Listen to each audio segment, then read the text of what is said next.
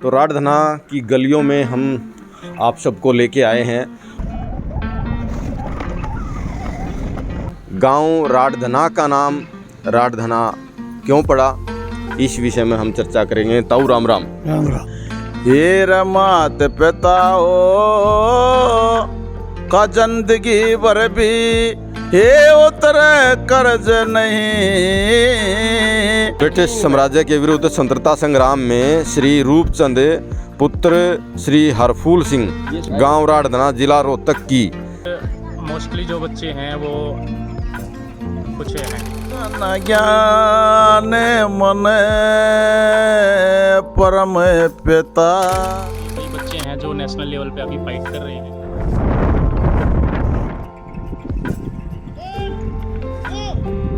दोनों बार प्रेजेंट कर चुका हूँ। गर्व भी होता है जब एक ऐसे परिवार के बीच में हम आज बैठे हैं राठधना गांव के। पिछले 8 साल से यहाँ राठधना में सेक्टर 4 में जो ये राजीव गांधी हरियाणा नहीं हुआ करता, प्रांत जो है ना अपना जो राज्य था वो पंजाब हुआ करता। एथलेटिक्स कोच प्रमोद तो गांव राठधना से ही निवास करता। क्लियर थी मेरे तो बात, मैं इसलिए कह रहा हूँ। मैं उसा प्रेसड़ा को ना कहने का मेरा जाके जो है ना ये दाढ़ी बनाते हैं और पहले की जो प्रक्रिया अपना रहे हैं।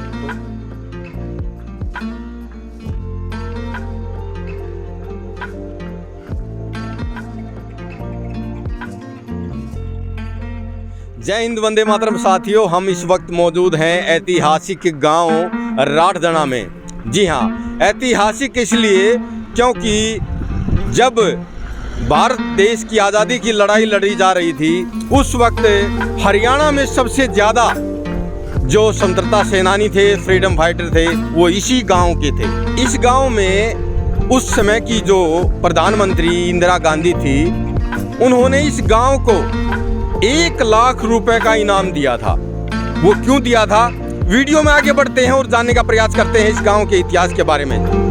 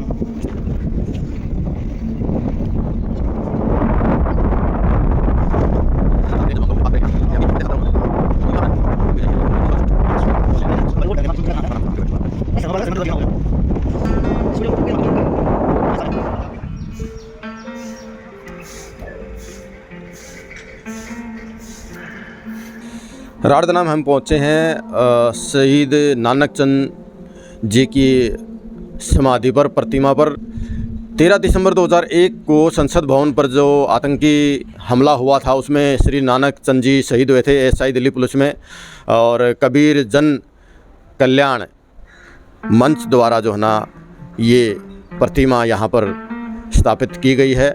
और इस विषय में हम थोड़ी सी जानकारी हम लेंगे मोहित जी से।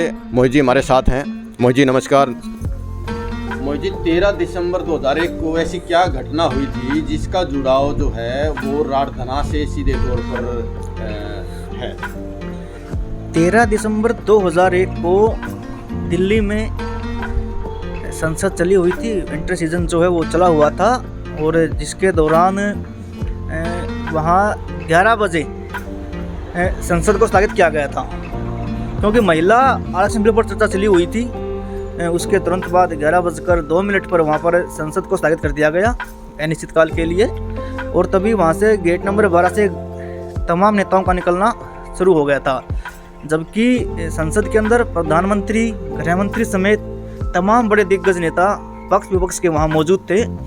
तभी एक गाड़ी अंदर घुसती है, एम्बेसडर कार, और जिसमें लगातार एक करके 5 आतंकवादी उससे नीचे उतरते हैं और वो एक के बाद एक लगातार गोलियां चलाना शुरू कर देते हैं, जिसमें गांव राड़धाना के उस समय वहां पर एसआई के पद पर नियुक्त नानक चंद्र जी भी वहां मौजूद थे, जो आतंकवादियों से लोहा लेते हुए वहां शहीद हो गए थे। तो राड़धाना में ये जो प्रतिमा है ये उसी समय पर स्थापित की गई थी या बाद में ये? हाँ, उसके कुछ समय पश्चात ही गांव राड़धाना जिला प्रशासन, केंद्र प्रशासन के एवं कबीर जन कल्याण मंच दिल्ली के सहयोग से गांव में इनकी प्रतिमा को स्थापित किया गया था। तो इनकी याद में कोई कार्यक्रम होते हैं यहाँ पर गांव में, किस प्रकार का इसके प्रति वो? हर वर्ष इनकी बरसी जो 13 दिसंबर है उस पर ही यहाँ कार्यक्रम किया जाता है। तमाम गांव के जो मौजूद व्यक्ति हैं वो यहाँ मौजूद रहते हैं, आसपास के क्षेत्र से परिवारजन भी उपस्थित रहता है, तो इनकी उस दिवस पर कार्यक्रम भी किया जाता है सम्मान स्वरूप।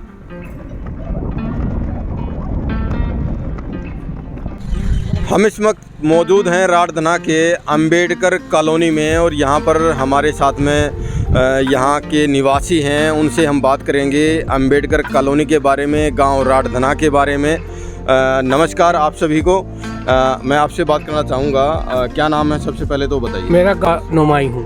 अच्छा, इसके बगैर हम किसी भगवान को नहीं मानते, हमारा तो भगवान यही है, ठीक है। और जी इन्हीं के रास्ते दिखाई हो रहे हैं जो आज हम यहाँ खड़े हैं इसकी प्रतिमा के सामने।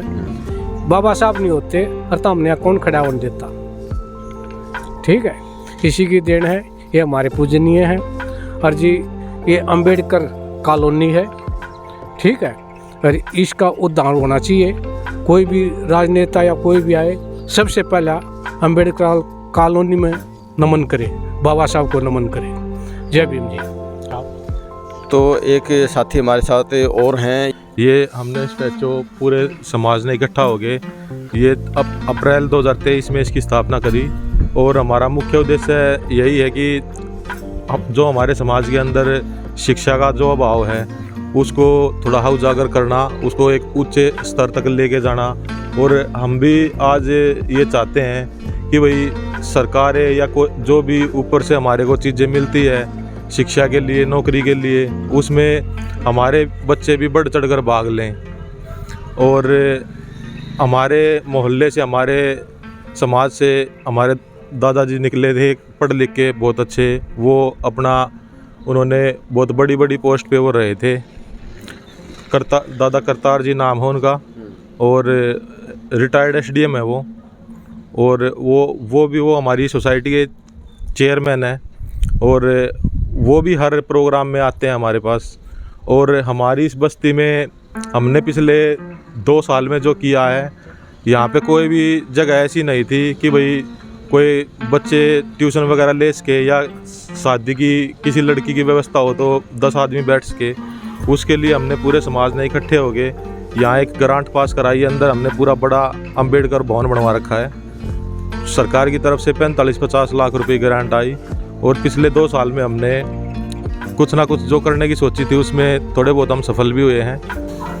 मैं सुदामा वाल्मीकि, मैं अपने राड़धाना गांव को एक ऐसा गांव देखना चाहता हूं जो आसपास में कोई ऐसा गांव ना हो। इतना सुंदर, इतना बढ़िया यहाँ के वातावरण, यहाँ का जो आदमी है बहुत बढ़िया है, मिलनसार है। 36 बिरादरी में यहाँ आपस में प्यार है, 36 बिरादरी यहाँ मिलजुल के रहती है।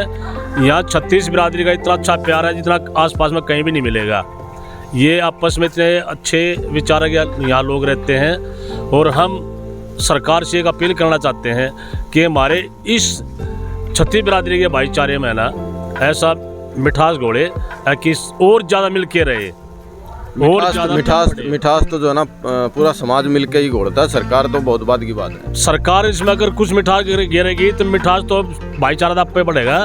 सरकार का भी तो योगदान होना चाहिए। एक ऐसी चीज़ें हमारे गांव में जो होनी है, जो काम पड़ा है वो हो जाए, तो गांव का भाईचारा अपने आप पे बढ़ेगा। सरकार का भी तो इसमें योगदान होगा ना। यही मेरी अपील है। और जैसे हमारे कई तालाब हैं ये गंदे पानी से भरे पड़े हैं, इनकी सफाई होनी चाहिए।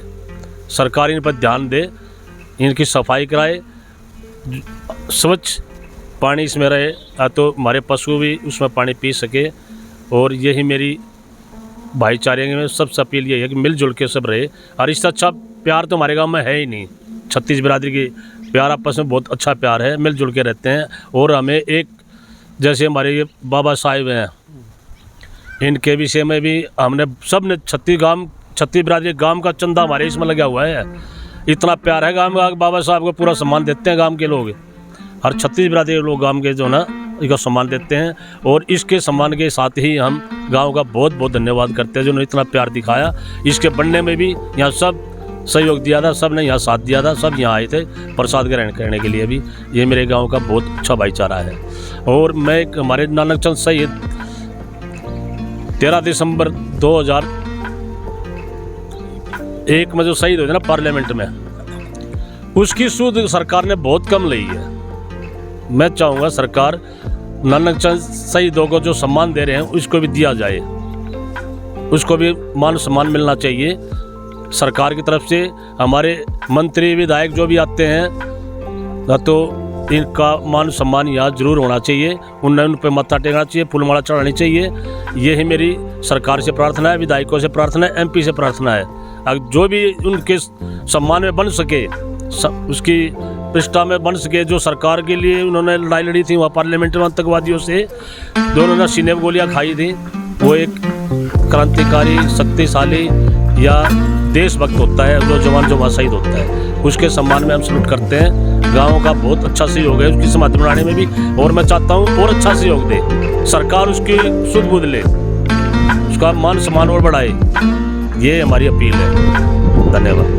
तो ग्राम भूमि चैनल पर आप राठधना के विषय में जानकारी ले रहे हैं। अभी आगे बढ़ते हैं और भी विस्तृत जानकारी राठधना के विषय में प्राप्त करते हैं और आप तक पहुंचाते हैं।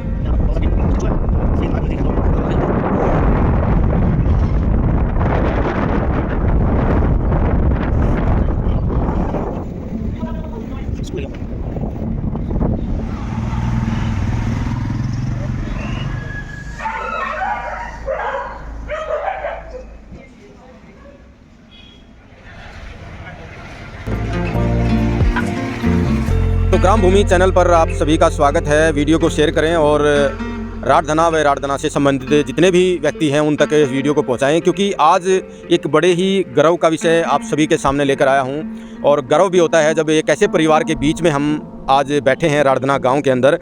ये परिवार ऐसा परिवार है जिसने भारत की आज़ादी के लिए जिसने लड़ाई लड़ी, स्वतंत्रता सेनानी परिवार, फ्रीडम फाइटर परिवार के बीच में हम बैठे हैं। और यहाँ पर इन परिवारों की 4 पीढ़ियाँ यहाँ पर हमारे साथ में मौजूद हैं। आप पीछे देख भी रहे होंगे कि बच्चे भी हैं जो चौथी पीढ़ी इस फ्रीडम फाइटर परिवार की है। इस गांव में 17 फ्रीडम फाइटर रहे हैं जिन्होंने भारत देश की आज़ादी के लिए लड़ाई लड़ी, जेल गए, मुल्तान में जो जेल थी उसमें भी रहे। और हमारे सामने जो है ना पंडित ज्ञानीराम, स्वर्गीय पंडित ज्ञानीराम जो कि फ्रीडम फाइटर रहे हैं, उनके मकान के हम बिल्कुल सामने बैठे हैं। आप तस्वीरों में साफ तौर पर देख सकते हैं। इस गांव में 17 जो फ्रीडम फाइटर रहे हैं, उनके जो यहाँ पर सुपुत्र हैं यहाँ बैठे हैं, अपने पोते पड़पोतों के साथ में यहाँ पर हैं, और पोते भी हैं, पड़पोते भी हैं। तो शुरुआत करते हैं और जो भी फ्रीडम फाइटर हैं उनके परिवार वालों से उनके बारे में जानने का प्रयास करते हैं। वो तो इस वक्त हमारे बीच में मौजूद नहीं है, लेकिन उनका परिवार है, उनके विचार हैं और उनके किए हुए कार्य हम सब जानते ही हैं। पूरा देश जानता है कि जितने भी फ्रीडम फाइटर हैं उन्होंने देश के लिए क्या किया है। तो सभी को नमस्कार जी। नमस्कार। क्या नाम है आपका? जोगिंद्र नाम। आप किस फ्रीडम फाइटर के पुत्र हैं? मैं पंडित ज्ञानीराम थे। पंडित ज्ञानीराम जी। तो क्या कहना चाहेंगे, किस प्रकार के व्यक्तित्व थे, क्या उन्होंने देश के लिए क्या क्या कार्य किए, कुछ थोड़ा सा हमें भी बताएं। हम तो जी बच्चे थे, हमें पूरा ज्ञान नहीं, लेकिन मैं बता रहे थे कि भाई मुल्तान हम जेल में गए थे। हाँ। मेरे पिताजी मुल्तान जेल में गए थे, मेरे ताऊ जी थे पड़ोस में, मैं जेल में गए थे। और जी उन्होंने पता सही बता था हमने तो इतना था भाई सुना भी जेल में गए थे मैं मुल्तान जेल में काट खाए थे मैं स्वतंत्रता सेनानी थे देश आज़ाद हुआ जबकि ये बात है जी। हाँ तो कौन से स्वतंत्रता सेनानी रहे हैं, कुछ नाम बताओगे आप? हाँ नाम लिख दें। हाँ जी, ये हमारे गांव से करीबन 16-17 आदमी 1942 में मुल्तान जेल में गए थे और ये यहाँ तकरीबन 1 साल या 1 साल से 1-2 महीना ऊपर ज़्यादा वहाँ जेल में रहे हैं। तो ये हमारे गांव के पंडित जागेराम जी हैं, स्वर्गीय हैं, सारी हैं, ये तकरीबन सारे स्वर्गीय हैं, जितना कोई नहीं है। पंडित जागेराम जी हैं, पंडित रामशाह जी हैं, पंडित रामचंद्र जी हैं, पंडित ज्ञानी राम जी हैं और रूपचंद पाताल जी हैं, पंडित हरी सिंह जी हैं, पंडित खिमचंद जी हैं, चौधरी मौजीराम जी हैं, कालू धीमर जी हैं, पंडित साले हैं, पंडित उदयराम जी हैं, पंडित शीसर जी हैं, बनवारी ये नाई जी हैं और बनवारी प्रजापत हैं और पंडित दीपचंद जी हैं।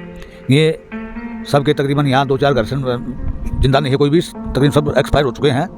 लेकिन इनके कई घरों से यहाँ इनके बेटे या पड़पोते भी मौजूद हैं। पर अभी फिलहाल में किस परिवार के पंडित, एक तो पंडित ज्ञानी राम जी के परिवार यहाँ पे मौजूद है, और कौन से स्वतंत्रता सेनानी का परिवार है? ये एक तो पंडित रामचंद्र जी के परिवार से हैं और पंडित रसाल सिंह हैं जो इनके परिवार से हैं। पंडित रसाल सिंह के पोते हैं और पंडित रूपचंद जी के लड़के बैठे हुए हैं हमारे पास, और पंडित ज्ञानी राम का परिवार बैठा है साथ में, वो पोते हैं और हाँ पंडित रामचंद्र जी के लड़के बैठे हुए हैं। तो देखिए बहुत ही गर्व का विषय है कि हम ऐसे परिवारों के बीच में बैठे हैं, और हमारे साथ में पंडित ज्ञानी राम जी के भी सुपुत्र यहाँ पर बैठे हैं, उनसे भी चर्चा करेंगे। नमस्कार जी। नमस्कार भाई। नाम बताइए। मेरा नाम ऋषि प्रकाश है भाई। मेरे पिताजी पंडित ज्ञानी राम थे जो स्वतंत्रता सेनानी थे। उन्होंने बड़ी आज़ादी में हिस्सा लिया था और वे जेल में चले गए थे मुल्तान। कर उन्होंने अपनी जेल काटी और फिर जब भारत आज़ाद हुआ जब उनको रिहा किया गया था, इसलिए उन्होंने बड़ी ही कुर्बानी की थी और बड़ा ही साहस और बलिदान से उन्होंने अपना। किस सन में स्वर्गवास हुआ है उनका? दिसंबर 82 में। आप बताओ जी, आप किन के सुपुत्र हैं? हम पंडित ज्ञानी राम जी के सुपुत्र हैं जी। नाम बताइए। मेरा नाम रमेश चंद है और हमारे पिताजी जो है मुल्तान जेल में तकरीबन 1 साल जेल काट के आए हैं और उन्होंने अपने यहाँ कुर्बानी दी है इस देश के लिए, और इस परिवार को कोई भी मान सम्मान आज तक नहीं दिया गया है। ये एक अच्छा विषय जो है ना उठकर आया है कि देखो स्वतंत्रता सेनानी जो परिवार हैं, देश के लिए उन्होंने कुर्बानी दी है, देश को आज़ाद कराने में उन्होंने अपनी अहम भूमिका निभाई है, और देश में न जाने कितने ऐसे परिवार हैं जिनके बुज़ुर्गों ने, जिनके जो पुत्र हैं, जो परिवार जो पहले भी रह चुके हैं, उनके परिवार में जितने भी पुत्र हुए वो उन्होंने देश की आज़ादी की लड़ाई लड़ी। ऐसे लाखों लोग हैं जो देश को आज़ाद कराने के लिए जो है ना अपनी कुर्बानी दी, और उनको सरकार की तरफ से जो ज़रूरी सुविधाएं हैं वो भी उनको मिलना चाहिए, पूरा मान सम्मान उनका होना चाहिए। और जैसे ही 15 अगस्त 26 जनवरी के जो भी राष्ट्रीय पर्व होते हैं उन पर्वों पर उनका सम्मान करना चाहिए। और हमारे साथ में जो पीछे खड़े हैं, आपका क्या नाम है? शुभम। आपके पिताजी का क्या नाम है? मेरे पिताजी का नाम अश्विनी कुमार है। और उनके पिताजी का नाम? आपके दादाजी का? जोगिंदर पंडित। और उनके परदादा का नाम है पंडित ज्ञानी राम। पंडित ज्ञानी राम। अच्छा, तो ज्ञानी राम जी की फैमिली यहाँ पर ज़्यादा है। और आप बताओ क्या नाम है आपका? हर्ष। आपके पिताजी का क्या नाम है? मिस्टर आशीष। और उनके पिताजी का? वेद प्रकाश। वेद प्रकाश। अच्छा, विशाल जी का परपोता। अच्छा, आपके जो परदादा थे वे फ्रीडम फाइटर थे। ठीक है। हाँ। आप बताओ, आपका नाम बताओ। अर्पित। अर्पित। अच्छा, आपके दादाजी का क्या नाम है? आनंद। और आपके परदादा का नाम? पंडित ज्ञानी राम। पंडित ज्ञानी राम। क्या किया था? अच्छा ये बताओ, पंडित ज्ञानी राम जी ने, जो आपके परदादा हैं, उन्होंने क्या किया था ऐसा? देश के लिए, आज़ादी के लिए लड़ाई लड़ी। अच्छा, ये पता है आपको? किसने बताया आपको? दादा ने। दादाजी ने बताया था। अच्छा, और ये आप बताइए। आ जाओ। क्या नाम है बेटा? अवनी। आपके पिताजी का क्या नाम है? मिस्टर संदीप। और आपके दादाजी का नाम? आनंद। और उनके पिताजी का नाम, मतलब आपके परदादा का नाम? पंडित ज्ञानी राम। पंडित ज्ञानी राम। अच्छा, ज्ञानी राम फैमिली काफ़ी यहाँ बैठी है। आप आ जाओ। इधर हो थोड़ा। हाँ जी, क्या नाम है? संदीप जी। क्या नाम? आपके पिताजी का क्या नाम है? मेहर सिंह जी। और उनके पिताजी का? जलीराम जी। जो फ्रीडम फाइटर रहे हैं? नहीं, दादाजी थे। दादाजी। हाँ जी। थोड़ा सा बताइए उनके बारे में कि किस प्रकार के कैसे व्यक्तित्व थे, क्या क्या उन्होंने किया था, कुछ आपको याद हो? नहीं, ज़्यादा कुछ नहीं बताया जी। हाँ जी। पंडित होशियार सिंह। पंडित होशियार सिंह। हाँ जी। तो आपके पिताजी रामचंद्र जी, हाँ जी। तो वे स्वतंत्रता सेनानी थे। हाँ जी। तो क्या क्या है, क्या क्या किया उन्होंने? उन्होंने देश के लिए पूरी आज़ादी लड़ी है और उन्होंने रथ भी खाए हैं, सुभाष चंद्र के साथ भी गए हैं, सारे रामचंद्र के जितने भी सारे फ्रीडम के साथ गए हैं। अच्छा। उन्होंने कैद काटी है 1 साल से ज़्यादा, और उनके बाद उन्होंने वहाँ डंडे भी खाए हैं, टाइम पर खाना भी नहीं मिला है, परेशान रहे हैं। उन्होंने अपना टाइम जैसे भी किया, परेशानी से किया, और उनके लिए कोई भी साधन नहीं है किसी भी परिवार के लिए। जितने वहाँ 17 आदमी थे वो, किसी के लिए कोई कुछ ऐसे कुछ नहीं पड़ा उनके लिए। क्या नाम है जी आपका? ओम प्रकाश। ओम प्रकाश जी। मैं रूपचंद का लड़का हूँ जी, स्वतंत्रता सेनानी का। अच्छा, वो रूपचंद जी किस समय दौरान गुजरे थे? वे 91 में गुजरे थे जी। हाँ जी। अच्छा, तो स्वस्थ थे या कुछ बीमारी थी, किस प्रकार से क्या रहा? हाँ, बीमार शिमार होके तो गए थे। अच्छा। हाँ जी। ठीक है, तो क्या क्या किया उन्होंने? थोड़ा उन्होंने जो है ना मुल्तान की जेल में बंदी होके गए थे, जेल काटी, पहले कुर्बानी करी, जलियांवाले बाग में भी गए थे, वहाँ गोलियाँ चल रही थी, उनके कान के साथ का गोली भी गई थी। अच्छा। हाँ जी।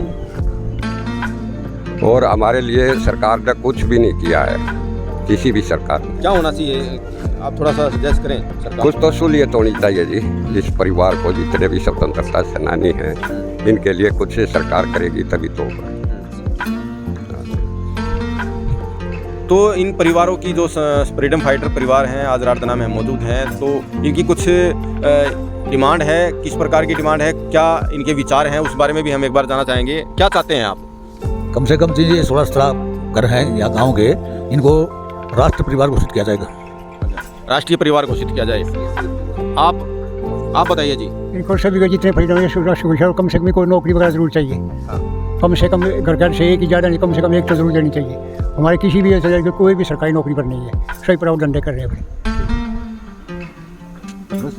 तो अभी हमारे सामने जो है ना, आप देख रहे हो कि ताम्रपत्र, जो फ्रीडम फाइटर थे उनके ताम्रपत्र यहाँ पर मौजूद हैं, वो हम दिखाना चाह रहे हैं। आप स्क्रीन पर देख सकते हैं कि ये जो ताम्रपत्र हैं, ये उन लोगों के हैं जिन्होंने देश की आज़ादी की लड़ाई लड़ी। आप देख सकते हैं कि पंडित ज्ञानीराम जी हैं, और जितने भी साथ में आप देख रहे होंगे कि इनके जो पुत्र हैं, वो एक उत्तराधिकारी के तौर पर भी जो है ना सरकार द्वारा उनका एक अलग से सर्टिफिकेट दिया गया है। और मेरे पीछे आप देख सकते हैं उनकी फ़ोटो, ये क्योंकि हम पंडित ज्ञानीराम जी के मकान के आगे ही बैठे हैं, और ये उनकी फ़ोटो है। तो आप सभी ने देखा कि किस प्रकार की उनकी जो फ्रीडम फाइटर थे हमारे, उनके बारे में जो ये जानकारियाँ यहाँ पर आप सभी को मिली, जितनी भी इन लोगों को पता थी वो बताई। और भी फ्रीडम फाइटर हैं गांव में रारदना के अंदर, हम उनसे भी संपर्क करेंगे और उनसे भी बातचीत करेंगे कि भी जो उन्होंने जो अपने कार्य किए हैं देश के लिए, उन कार्यों को भी आप तक पहुँचाने की हम कोशिश करें। बने रहिए इस वीडियो में लगातार। हम और भी जो फ्रीडम फाइटर हैं या और गाँव का जो इतिहास है, ग्राम भूमि चैनल के माध्यम से आप सभी तक पहुँचाते रहेंगे। आगे बढ़ते हैं अगले लोगों से मिलने के लिए।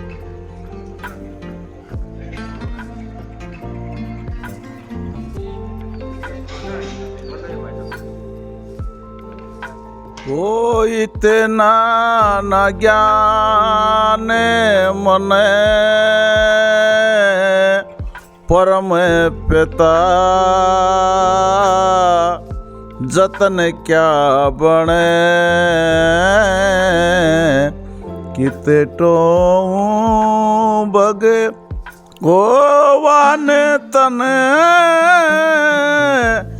इतना न ज्ञान मने ओ कोई केर से ने कोई राम कहे से, दया चंद सुख दाम कहे से, कोई केर से ने कोई तने राम कहे से, दया चंद सुख दाम कहे से। हो क्या क्या तेरे, क्या क्या तेरे हमें नाम ज्ञान, इतना न ज्ञान मन परम पिता जतन क्या बने इत टो भगे हो वाने तने इतना न ज्ञाने मने। इतना ना ज्ञान मने, ये भजन इस भाई ने सुनाया है। ऐसी ऐसी महान विभूतियाँ गांव राठधना की इस पावन धरा पर मौजूद हैं और उन्हीं महान विभूतियों से आप सभी को रूबरू करा रहे हैं, आप सभी को उनकी जानकारियाँ देने का प्रयास कर रहे हैं। ग्राम भूमि चैनल पर आप इस वक्त मौजूद हैं और ग्राम भूमि आपको गांव की धरती के बारे में जानकारी देने का प्रयास कर रहे हैं। श्रीमान, क्या नाम है आपका, पूरा परिचय? मेरा नाम कृष्ण राठधना से नाम प्रसिद्ध है। मैं मासिदाचंद प्रचार कमेटी का एक छोटा सा सिपाही हूँ, सेवक हूँ। मासिदाचंद प्रचार कमेटी है हमारी, हम उसी से जुड़े हुए हैं। जो मायने के वे बहुत बड़े कवि हुए हैं हमारी समाज के, मासिदाचंद जी, उसी से हम जुड़े हुए हैं। उसी का एक छोटा सा मैं सेवक हूँ। तो भजन आप गाते हैं, रागनी भी आप गाते हैं? हाँ, भजन भी गाता हूँ, रागनी भी गाता हूँ। तो एक रागनी भी मैं चाहूँगा कि, क्योंकि हरियाणा सभी आपके चैनल का और सभी दर्शकों का भी मैं धन्यवाद करता, जो भी भाई चैनल को देख रहे हैं सभी को, सभी से निवेदन करता हूँ इस चैनल को सब्सक्राइब भी करें, चैनल को बढ़ाएं। सभी का मैं पहले आपका भी बहुत बहुत धन्यवाद करता हूँ कि आप हमारे बीच में आए। और भाई एक भजन मैंने छोटा सा गुनगुनाया मासिदाचंद जी का प्रोग्राम करते हैं, इसलिए मैं चाहता हूँ कि एक रागनी भी आप हमारे बीच में एक बार सुनाएं, उसके बाद में चर्चा शुरू करेंगे। तो बताया कि हमारे से बड़े हैं, हम उनका आशीर्वाद ज़रूर लेना चाहिए। माता पिता की सेवा, बड़ों का आशीर्वाद हमारे सिर पर ज़रूर, हम उनकी सेवा करना भी चाहिए। हमने उनकी सेवा का हमें फल मिले, हम उनकी सेवा करेंगे तो हमें भी आशीर्वाद मिले। तो एक भजन एक और जगन्नाथ जी का है, एक कल ही सुनाऊंगा आपको। ये मात पिता हो का जिंदगी भर भी ये उतरे कर्ज नहीं, इनकी सेवा एक कर्तव्य है केवल फर्ज नहीं। रे माता पिता का जिंदगी भर का दे रहे उतरे कर्ज नहीं, इनकी सेवा एक कर्तव्य है केवल फर्ज नहीं। तेरा धन दौलत और महल हवेली ना भला जायदाद करे, सब ते ज्यादा काम बढ़िया करे आशीर्वाद करे।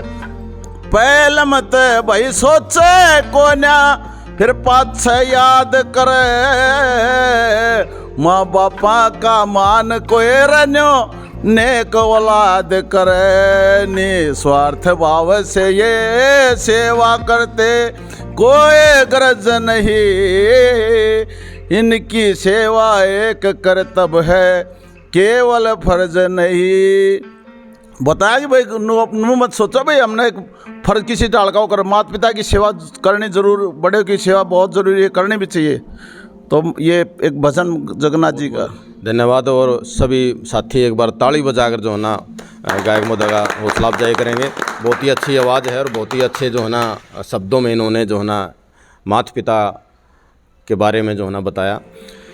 तो ग्राम भूमि चैनल के माध्यम से राठधना के विषय में हम लोग यहाँ पहुँचे हैं और हम इस वक्त वाल्मीकि चौपाल में मौजूद हैं और कई सारे व्यक्ति यहाँ पर मौजूद हैं।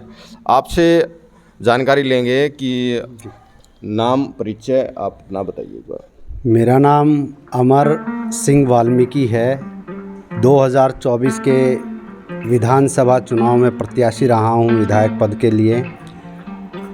जनता की जो भी सहमति रही है उसे सिरोधार्य रखते हुए मैं वर्तमान में केवल जनता की सेवा कार्य कर रहा हूं और जहां से भी जो भी आता है मेरे पास किसी कार्य के लिए, मैं जहां तक हो सकता है मैं उनका सहयोग करता हूं।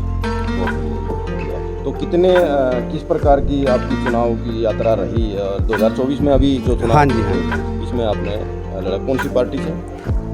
हमारी पार्टी राष्ट्र निर्माण पार्टी है, जिसके राष्ट्रीय अध्यक्ष IPS आनंद कुमार जी हैं, वर्तमान में रिटायर्ड हैं वो। और यात्रा बहुत अच्छी रही, अच्छे अनुभव रहे।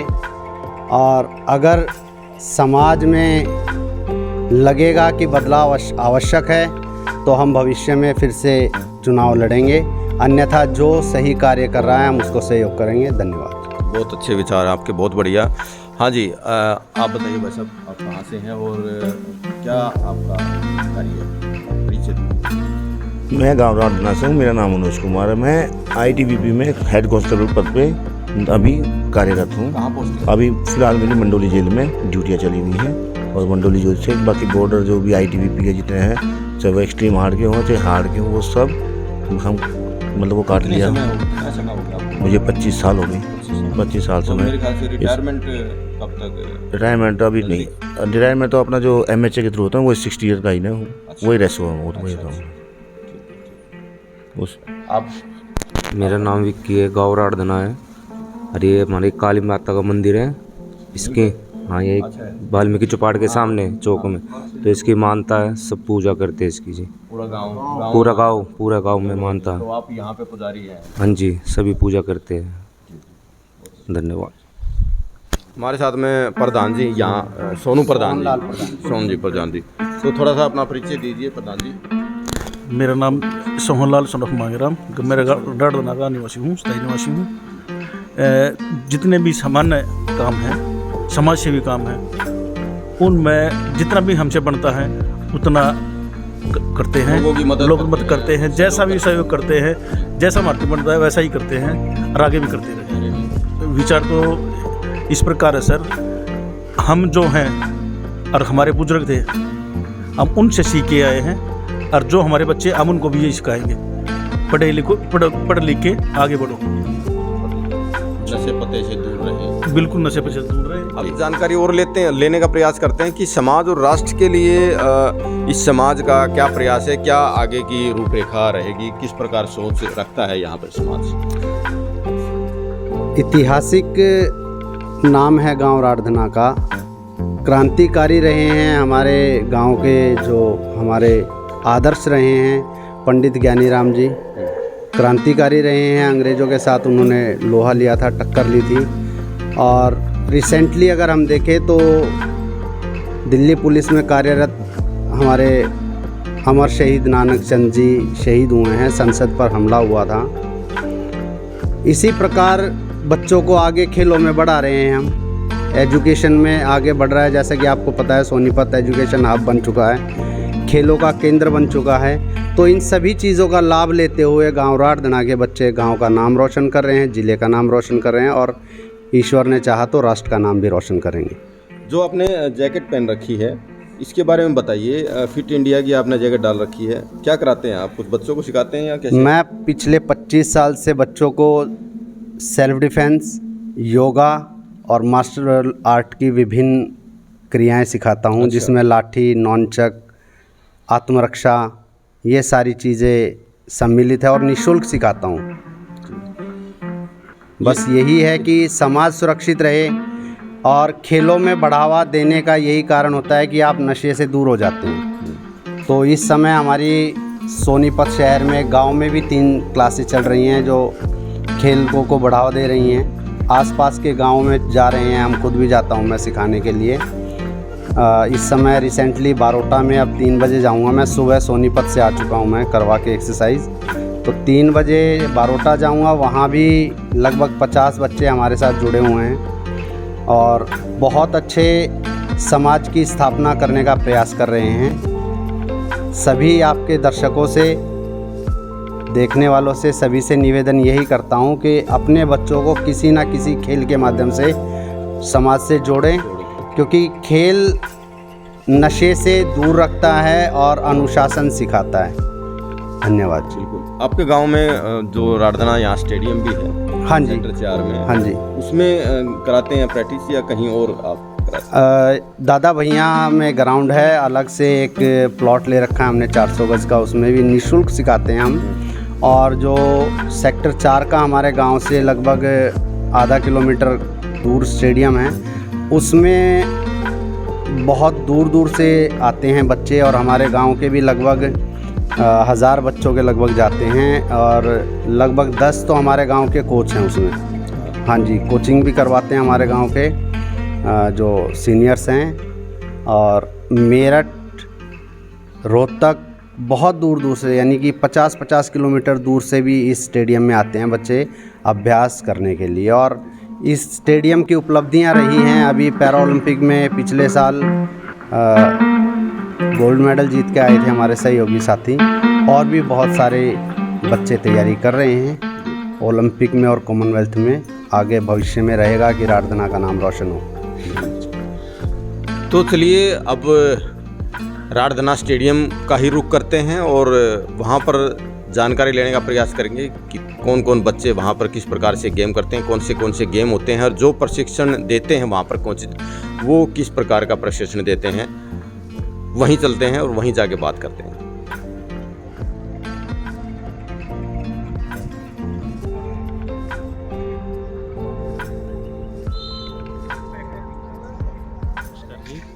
मेरा नाम प्रवीण कुमार है और मेरा गांव राठधना है और ये जो स्टेडियम है राठधना की भूमि पर ही बना हुआ है। मेरा जो मुख्य अपना इवेंट है वो थ्रोइंग इवेंट है। मेरे पास जितने भी बच्चे प्रैक्टिस के लिए आते हैं वो सारे थ्रोज के ही हैं, जैसे जेवलिन थ्रो हो गया, शॉटपुट हो गया, डिस्कस थ्रो हो गया। मेनली इन 3 इवेंट की मैं प्रैक्टिस करा रहा हूँ। और मेरे पास मोस्टली जो बच्चे हैं वो कुछ हैंडीकैप्ड्स हैं, जो शारीरिक रूप से असहाय हैं, विकलांग हैं, इस प्रकार के बच्चे हैं, या फिर कुछ गरीब घरों से बच्चे हैं। कुछ साधन संपन्न भी बहुत अच्छे परिवारों के बच्चे भी हैं। तो वो सभी यहाँ पर मिक्स प्रैक्टिस करते हैं और मेरा ध्येय यही है कि भाई वो सभी गांव का नाम रोशन करें और ऊंचे लेवल तक अपने आप को भी और गांव को लेकर जाएं। तो आपके द्वारा जो कोचिंग दी जाती है यहाँ पर बच्चों को, तो नेशनल में, इंटरनेशनल में कोई खिलाड़ी आप यहाँ से गया है क्या? हाँ बिल्कुल गए हैं सर। मेरे अभी कई बच्चे हैं जो नेशनल लेवल पे अभी फाइट कर रहे हैं शॉटपुट में। और एक बच्चा हमारा पैरा का है, पैरा एथलीट है, वो व्हील चेयर के ऊपर है, वो भी अब की बार नेशनल में जा रहा है। और इससे पहले सुमित अंतिल ने भी मेरे पास 2 साल प्रैक्टिस की है। अच्छा। तो उसके बाद जैसे टोक्यो ओलंपिक में उसका गोल्ड मेडल आया था, तो उससे पहले मेरे पास उसने प्रैक्टिस की है। अच्छा। सुमित ने भी आपके पास प्रैक्टिस की है? हाँ जी। बहुत बढ़िया, जो है ना आपने ये जानकारी दी, आपका बहुत बहुत धन्यवाद।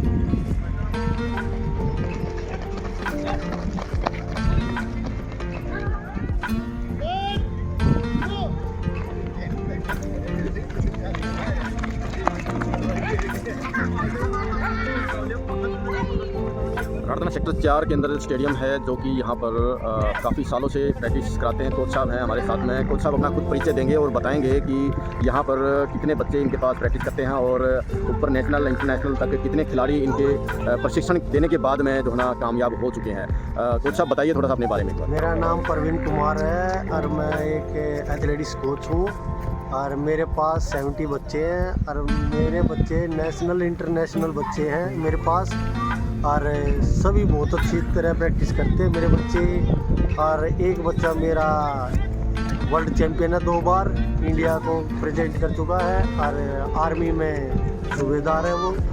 और नेशनल वाले बच्चे भी हैं मेरे पास जो अभी नेशनल खेलने गए हुए हैं, स्कूल नेशनल भी, और अभी ऑल इंडिया यूनिवर्सिटी खेल के आए हैं मेरे बच्चे।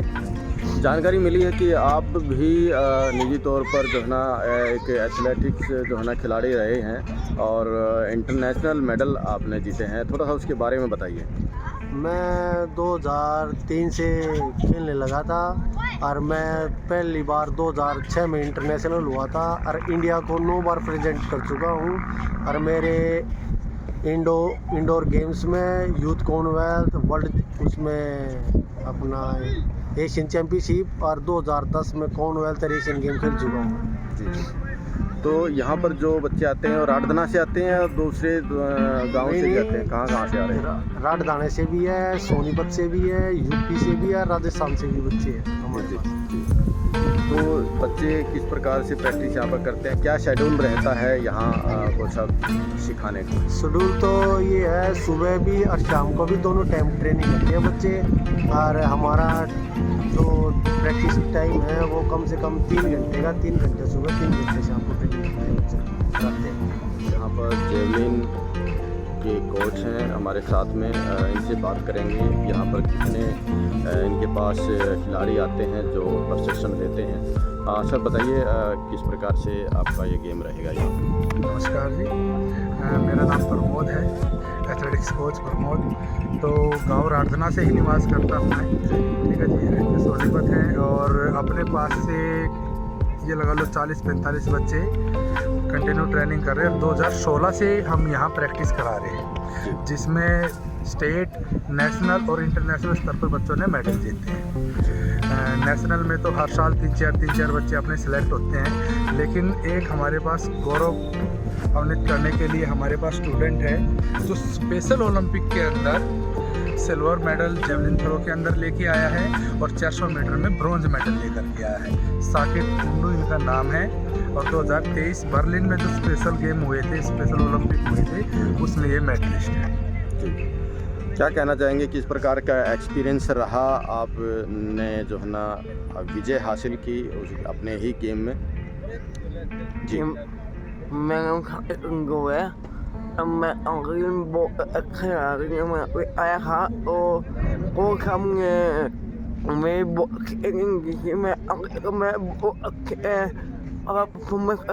आया हूँ, मैं मेडल और मेडल आया हूँ।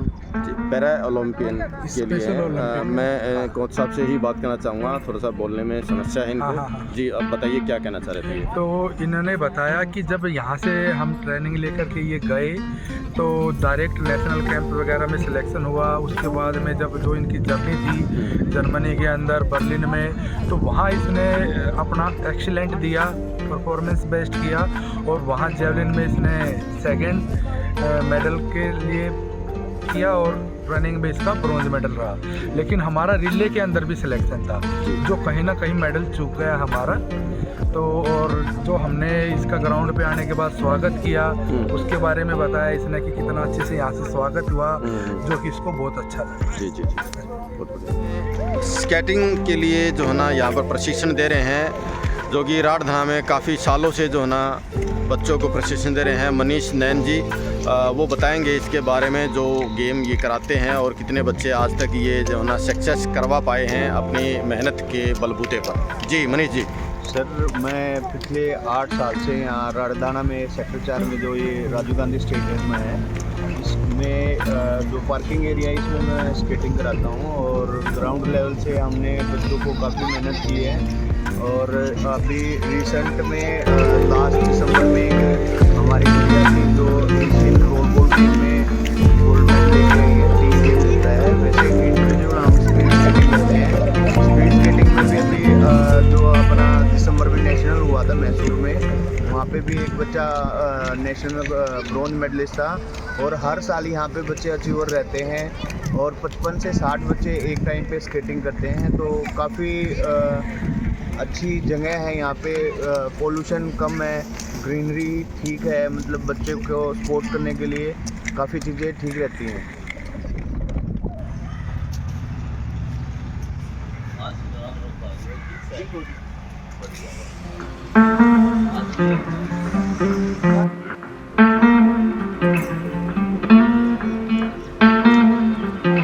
श्री श्री 1008 चंदन देव जी अवधूत आश्रम राठधना में हम अभी आए हैं और यहाँ पर आश्रम में प्रेमानंद महाराज जी मौजूद हैं। उनसे हम चर्चा करेंगे और इस आश्रम के बारे में विस्तृत जानकारी लेने का प्रयास करेंगे। यहाँ पर भक्तजन भी मौजूद हैं। यहाँ आश्रम की मान्यता है, क्या यहाँ की पूजा पद्धति है, किस प्रकार की आस्था ग्रामवासियों की यहाँ पर है। नमस्कार, प्रणाम। नमस्कार जी। यह आश्रम हमारा घीसा पंथ का आश्रम है, जो आज से लगभग 200 वर्ष पूर्व उत्तर प्रदेश के मेरठ जिले में खेकड़ा ग्राम में कबीर साहब ने अवतार लिया था। वही घीसा संत का ज्ञान जो हम डेली सत्संग करते हैं ग्रंथ साहब के रूप में हमारे सामने रखा हुआ है। और यहाँ पर एक महात्मा हमारे घूमते हुए आए जो हमारे अवधूत शिरोमणि सदगुरु चंदन देव जी महाराज जी के शिष्य ही थे। उनका नाम था सदगुरु स्वामी सुखदेव मुनि जी महाराज। वो सुखदेव मुनि जी महाराज यहाँ पर कुछ दिन रहे।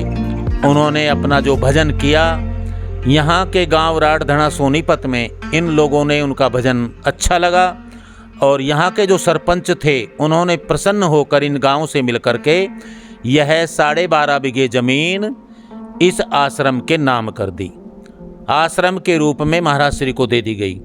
तो महाराज श्री ने यह आश्रम अपने गुरुदेव अवधूत शिरोमणि चंदन देव जी महाराज जी के नाम से स्थापित किया। इस आश्रम का नाम है श्री चंदन देव अवधूत आश्रम।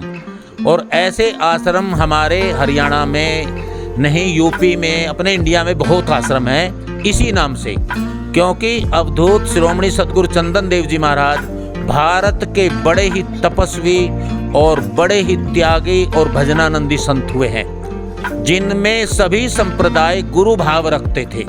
ऐसे संत होना बड़ा दुर्लभ है पृथ्वी पर, ऐसे संत महापुरुष थे वो। इसलिए जिन भी संतों ने आश्रम बनवाए सब ने उनका नाम, ऋषिकेश में भी आश्रम है, हरिद्वार में कई आश्रम है, उत्तर प्रदेश में कई सारे आश्रम है, और ये जो सिसाना में आश्रम है वो भी गुरुदेव का ही है, उन्हीं के शिष्य थे ब्रह्म प्रकाश जी महाराज। तो उन्होंने ये आश्रम दिया यहाँ पर।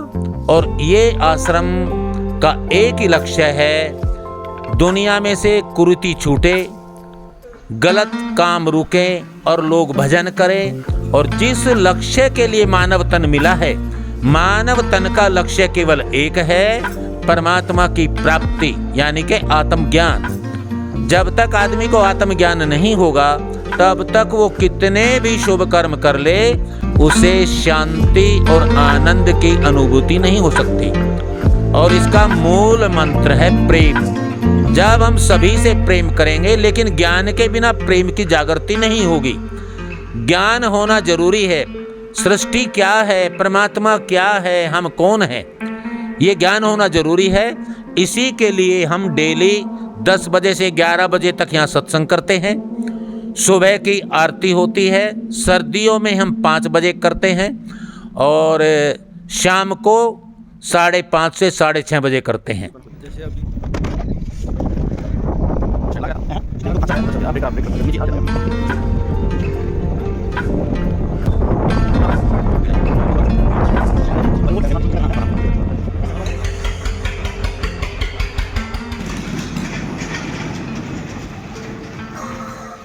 गांव में चलते चलते हमें मिले हैं राजेंद्र मेडी जी, गांव से ही हैं। इनसे हम वार्ता करेंगे। जी हाँ राम जी, राम जी। राम राम। क्या कहना चाहेंगे गांव के विषय में और अपने परिवार के विषय में? गांव सब बढ़िया है, गांव भी ठीक ठाक है, सब सारा काम ठीक है गांव का। बच्चे क्या करते हैं? बच्चा एक तो यही नौकरी करता है, एक विदेश जा रहा है अमेरिका। क्या नाम है? पंकज गौड़। किस प्रकार के विदेश से क्या कार्य है, क्या पढ़े लिखे थे आप? हाँ पढ़े लिखे थे, वो कार्य वो अपना काम के लिए गए हैं। अच्छा, कितने दिन हो गए? उसको 2 साल हो गए।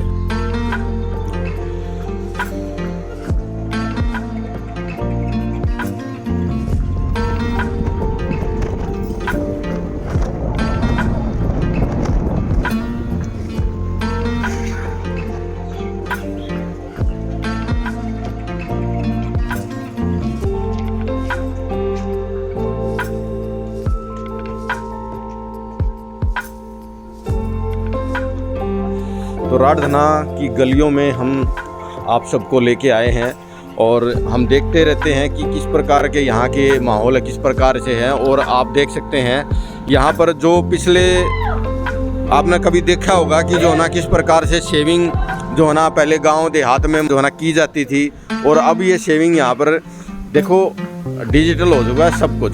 लेकिन इस गांव में एक शख्स ऐसे भी हैं जो इस प्रकार से शेविंग करते हैं, दाढ़ी बनाते हैं। इनसे बात करेंगे। हाँ जी, क्या नाम आपका? छन्नू है जी। छन्नू, हाँ जी। तो आप अभी भी इस प्रकार से दाढ़ी बनाते हैं? दुकान वगैरह नहीं कर रखी आपने? दुकान नहीं। क्या कारण है इसके पीछे? मैं अपना शुरू से लाए रहे। हाँ, 64 से 64 से लाए रहे अपने भाई धंधा पा रहा था अपने, उसमें तेरी बस का नहीं रहा, थोड़ा फर्क रह गया। तो अभी भी गांव में घर घर जा करके आप घर बढ़ाओ, खेता में भी जाना पड़ा है। अच्छा, कितने पैसे लिया करो आप? मैं पीछे से कुछ ना लेते, हम तो अपना नाज लिया रहे। नाज? वही पुराना चल रहा है, पहले भी नहीं है? पहले भी। हाँ। अच्छा, यो पहले जो है भाई 50 किलो 40 किलो दिया थी, 50 किलो दे भाई, इतना फर्क था। अच्छा, बस। बहुत बढ़िया। तो बच्चे क्या करते हैं? बच्चे जो है कोई दूध का काम कर रहे हैं, कोई अपने फैक्ट्री में जा रहे हैं। अच्छा। हाँ। तो कोई जैसे घरों में जा रहे हो तो कोई घर तय कर रखे आपने कि भी वहाँ जाना है, या बुला लेते हैं फोन करके बुला ले? ना फोन नहीं जी, वो जो है अपने बन जाएगा मेरे से। अच्छा। हाँ, जो 10-20 दी से ही पहले 10 थे, 10-20 कर रहे हैं। 10-20 कर रहे हैं जो आप तो? हाँ बस। हाँ, ये बात है। देखिए, ये चीज़ें आपको बहुत ही कम दिखाई देती होंगी आजकल, कम क्या दिखाई नहीं देती होंगी, क्योंकि बड़ी बड़ी दुकानें खुल गई हैं, वहाँ जा कर के अपने शेविंग कराते हैं। लेकिन जो पुराने आदमी हैं आज भी अपने पुराने तरीके से ही जो है ना वो दाढ़ी बनाते हैं। इस प्रकार से बाबूजी सेवा में लग रहे हैं और घर घर जाकर जो है ना ये दाढ़ी बनाते हैं और पहले की जो प्रक्रिया अपना रहे हैं। तो आप सभी ग्रामवासियों से भी मैं अपनी तरफ से निवेदन करता हूं कि भी इनका ध्यान रखें, इनके बच्चों का भी ध्यान रखें और इनका सहयोग जो है ना समय समय पर जो भी सहयोग आप कर सकें वो सहयोग भी करते रहें। तो राठधना के ब्राह्मण चौक पर हम इस वक्त मौजूद हैं और हमारे साथ गांव से बुजुर्ग हैं, उनसे हम चर्चा करेंगे। गांव राठधना का नाम राठधना क्यों पड़ा, इस विषय में हम चर्चा करेंगे। ताऊ राम राम। राम राम। क्या नाम है आपका? राठधना, एक राम नारायण। अच्छा, बताओ एक बार राठधना के बारे में बताओ। इंग्लिश में जो लिखा है ना, RATHDHANA, रथदाना लिखा है। हाँ। हिंदी में लिखा है राठदाना। राठ नहीं है। ये गांव कभी जब सवारी का कोई इंतजाम नहीं हुआ करता दूर दराज तक, इस गांव में अर्थों की बहुत ज्यादा थी। रथ, रथ बोलते हैं। हाँ, समझो रथ। आपने नहीं देखे होंगे ना? मैंने नहीं। उनमें बेसाती भी उनम होया करती, बाढ़ बेटी भी उनम आया जाया करती, सब उसी से आवागमन हुआ करता रथों से। तो ये उस वजह से इसका नाम रथदाना। रथदाना। हाँ। तो वो फिर वो राठधना हो गया। वो बिगाड़ गए। इंग्लिश में आज भी रथदाना है। हाँ।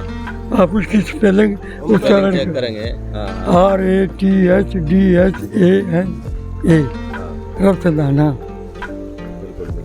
और कुछ गांव के बारे में जो भी आपको याद? इस गांव के अंदर स्वतंत्रता सेनानी पूरे हरियाणा में इस गांव के सबसे ज्यादा थे। सबसे ज्यादा थे? सबसे। ये भी बड़ी कमाल है। 19-20 की एवरेज है। हाँ। 19 हो 20 हो हमारे हिसाब से, बाकी वो बता देगा। तो इस गांव में पूरे हरियाणा में बताया जा रहा है कि सबसे ज़्यादा जो है ना स्वतंत्रता सेनानी फ्रीडम फाइटर रहे हैं। अब फिर एक चीज़ और थी, इंदिरा सरकार ने हमारे गांव को ज़्यादा फ्रीडम फाइटर होने की वजह से 1 लाख रुपए का इनाम दिया था, और वो इनाम आज भी गवर्नमेंट की ट्रेजरी में पड़ा है, क्योंकि उसके कागज़ हमारे पास नहीं है, हम ले नहीं सके। ये भी एक विषय है। देखो, सरकार तक अगर हमारी बात पहुँचे तो वो जो है ना वो जो इनाम इस गांव को मिला था, वो इनाम जो है ना दिलाने का प्रयास करें। और जो भी लोग सुन रहे हैं इससे संबंधित है, वो ज़रूर जो सत्ता पक्ष में बैठे हैं इस वक्त, वो इसमें अपनी जो है ना अपने प्रयास कर सकते हैं। तो खिम्मा दो कागज़ थे, खिम्मा तो हमने 1-2 बार बात भी करी, वो बोला दूंगा, फिर वो गुजर जा भैया, फिर वो कागज़ मिले नहीं। खिम्मा था स्वतंत्रता सेनानी, उसके पास थे वो कागज़। बाबूजी से एक बार बात करेंगे, आप थोड़ा सा इधर आ जाओ। मंदिर के बारे में बता दो। मंदिर का बताओ। मंदिर बहुत पुराना मंदिर है ये। अच्छा, कितने साल पुराना है मंदिर? ये होगा कम से कम 1.5-200 साल। अच्छा, ये नूंगे ना हमारे गांव के ना? वो भी सेम है। अच्छा। वो वो उसका इसका सेम रिकॉर्ड है। हाँ। दोनों मंदिर ये पुराने हैं। कितने साल पुराने? 100, 125, 150 साल पुराने हैं। अच्छा अच्छा। चलो इस मंदिर के बारे में भी जो है ना आप तक सूचना पहुंचाएंगे और दिखाएंगे इस मंदिर का इतिहास, और जा कर के वहाँ भी आपको तस्वीरों से रूबरू कराएंगे। तो हमारे साथ में स्वतंत्रता सेनानी परिवार, भारत की आज़ादी के लिए जिन्होंने लड़ाई लड़ी, उस परिवार के साथ में हम यहाँ राठधना के ब्राह्मण चौक पर हम मौजूद हैं, और हमारे साथ में जो है ना फ्रीडम फाइटर उत्तराधिकारी हैं वो मौजूद हैं जी। नमस्कार जी। नमस्कार जी। नाम बताइए। मेरा नाम जय किशन है जी। आप कौन से फ्रीडम फाइटर के उत्तराधिकारी? मैं रूपचंद पांचाल का लड़का हूँ जी। हाँ। तो उनके बारे में थोड़ा सा बताइए, किस प्रकार की जो है ना वो शख्सियत थी? देखो जी, ऐसा है, मैं एक साधारण परिवार से थे वो, और गांव में जैसे एक आम आदमी हुआ करते, पहलवान टाइप के पहलवान आदमी थे। गांव ने उनको खुराक भी दी, बहुत 150 किलो वजन में वो इतना वजन हुआ, ऐसे पहलवान हुए।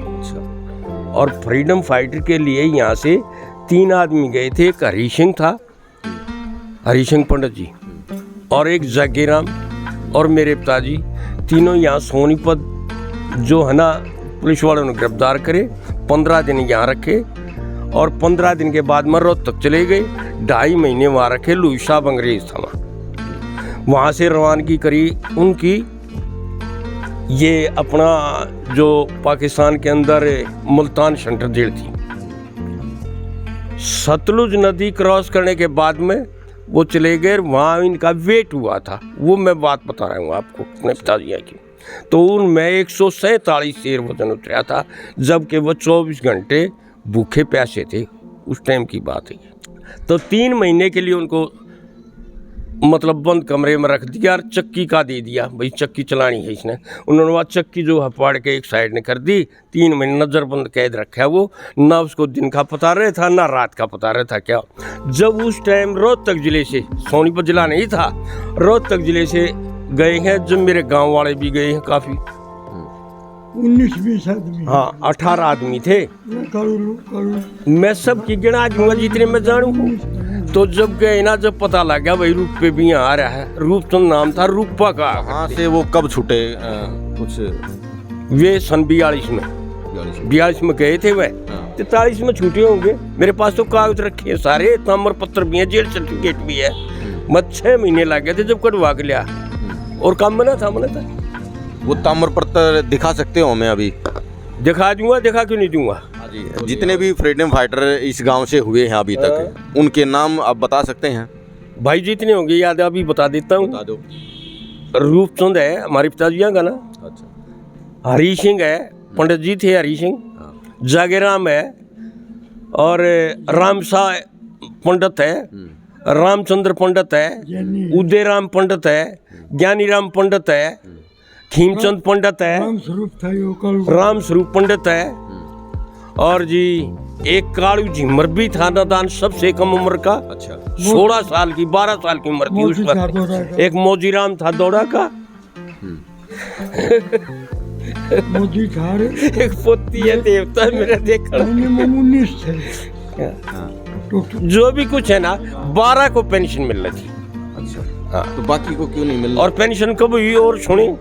इंदिरा गांधी गई थी अमेरिका के अंदर, उन्होंने आकर जब 200 रुपये पेंशन करी थी फ्रीडम फाइटरों को, उसे पहले पेंशन नहीं थी। क्योंकि वहाँ अमेरिका का देखा ना इंदिरा गांधी ने वातावरण, जब 200 रुपये इंदिरा गांधी ने करी, देख पकड़े 6 महीने में लिखड़ी थी। आज की बात ना है।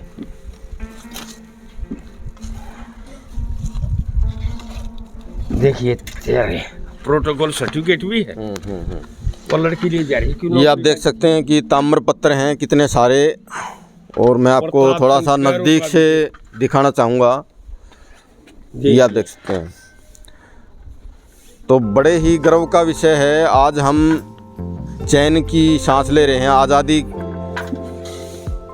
जो मिली है वो जी इन स्वतंत्रता सेनानी, देखिए ये देखिए जी, मुख्यमंत्री हुआ है पंजाब। ये ताम्रपत्र हैं और हम भी गर्व महसूस कर रहे हैं कि जो है ना आज ये ताम्रपत्र हम देख पा रहे हैं। बड़े संगवा कर रखे हैं भाई, आज की बात ना आई है। तो ये किस ने कब दिए, कुछ इसके बारे में थोड़ा सा बताओ। देख भाई, जो है ना ये मेरे पास प्रूफ है। हाँ। ज्यादा हकीकत नहीं जानता मैं, जो बात होंगी ना वही बात करूंगा। ये उनको मिल रहे थे, मेरे को थोड़ी मिल रहे हैं। तो असलियत को तो वो जाने थे। ब्रिटिश साम्राज्य इसमें लिखा हुआ है। हाँ, सारी चीज ब्रिटिश साम्राज्य के विरुद्ध स्वतंत्रता संग्राम में श्री रूपचंद पुत्र श्री हरफूल सिंह गांव राठधना जिला रोहतक की प्रशंसनीय सेवाओं के उपलक्ष्य में यह प्रमाण पत्र पंजाब सरकार की ओर से समर्पित है। उस वक्त पंजाब जो है ना प्रांत होया करता, हरियाणा नहीं होया करता। प्रांत जो है ना अपना जो राज्य था वो पंजाब होया करता।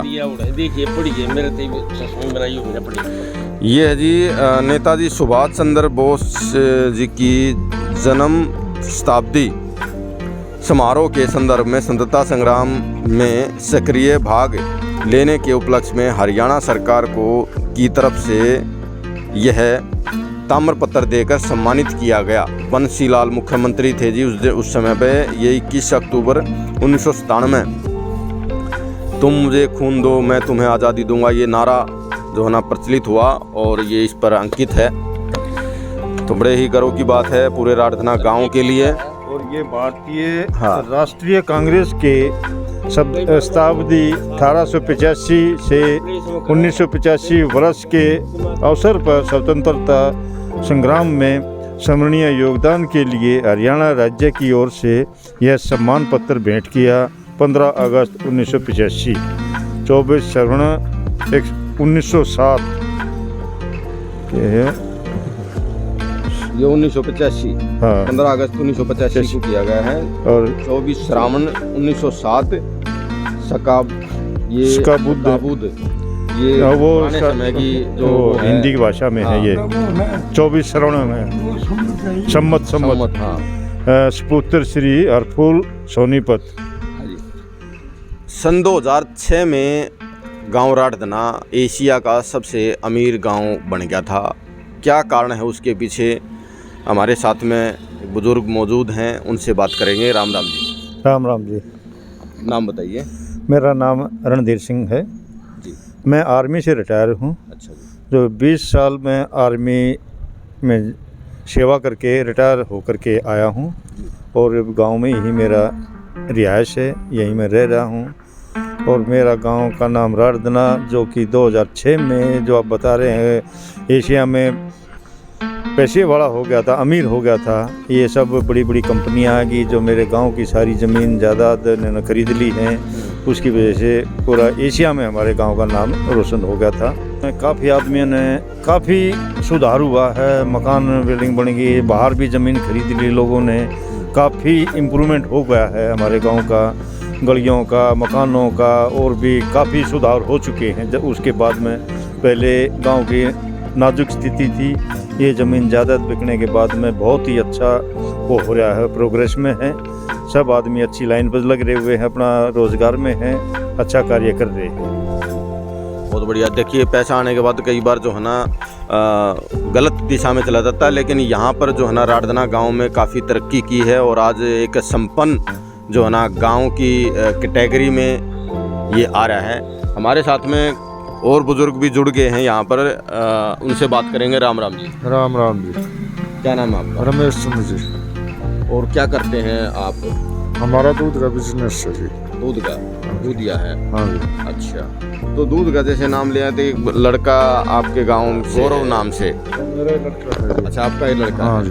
तो काफ़ी सेवा भाव उसके मन में है, जैसे पशुओं की सेवा करता है काफ़ी। हाँ, उन्होंने मतलब बहुत ही गौशाला का भी मतलब गांव में खुलवाने का सबसे बड़ा संगठन किया उन्होंने। अच्छा। बहुत मेहनत करी और जो कि आज गौशाला गांव में है।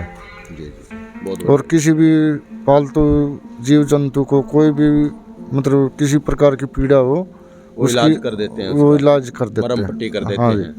हाँ, बहुत बढ़िया, बहुत बढ़िया। उनके गांव में वही भाषा कहीं भी जाके पूछ लो, मतलब कि फोर्ड के नाम से। फोर्ड के नाम से हाँ प्रसिद्ध है। हाँ हाँ। वैसे भी मतलब किसी के कोई काम में मतलब कोई भी मतलब निस्वार्थ काम करता है, ये नहीं है कि कोई लोभ लालच है उसको। हाँ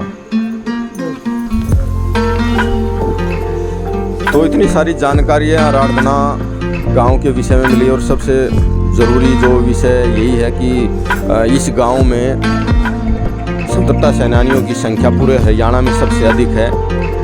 आगे बढ़ते हैं और गांव के कुछ और लोगों से और मंदिर या जितने भी इस गांव की प्रचलित जगह हैं उनसे रूबरू कराते हैं।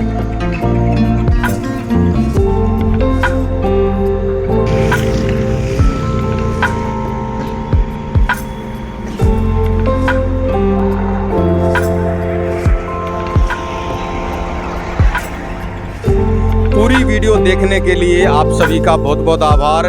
आगे बढ़ते हैं किसी और गांव का इतिहास दिखाने के लिए, तो चैनल को सब्सक्राइब करें, वीडियो को शेयर करें और पहुंचा दें उन लोगों तक भी जो इस गांव से संबंध रखते हैं। जय हिंद, वंदे मातरम।